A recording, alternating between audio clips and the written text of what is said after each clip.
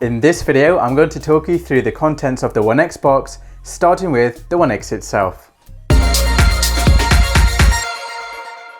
The ONE X has a front and back lens to capture video all around you. This front lens can see all of this, and the back lens can see all of this. Each lens has a whopping 200 degrees field of view. This overlap section is what the ONE X uses to stitch the front and back lens together into a seamless 360 video. In editing, the video from the front and back lens will be stitched together to make a 360 video. On the ONE X app, you can stitch a 360 video up to 4K resolution, and in Insta360 Studio 2019, you can stitch a 360 video up to 5.7K resolution. You don't need to worry about stitching because Insta360 software does it automatically for you. The body of the ONE X is incredibly thin, which makes it perfect for 360 video. The smaller the gap between the lenses, the less likely you are to see the stitch line. The ONE X is not waterproof, so bear that in mind when you go near water or when there is adverse weather conditions. If you do need to go near water, then I recommend you get the Venture case to protect your ONE X. This LED screen will allow you to change between the different photo and video modes, adjust some settings, and keep an eye on the battery level. The big button will allow you to take a photo and start and stop recording. It is similar to an enter button on your computer, and also known as the shutter button. The small button will turn the ONE X on and off when you hold it down, and it will also allow you to cycle through the internal menu options.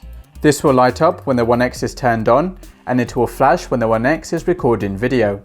You can turn it off in the settings when you want to be discreet. The microphone is on top, which records stereo sound. The micro SD card goes into the slot over here, and the 1/4" screw thread is for mounting your ONE X to accessories like the invisible selfie stick or bullet time handle. And the ONE X battery goes into this compartment over here. The pouch keeps the ONE X safe. Always put the ONE X lens down into the pouch to protect the lens. Whenever you are not using the ONE X, make sure to keep it in the pouch.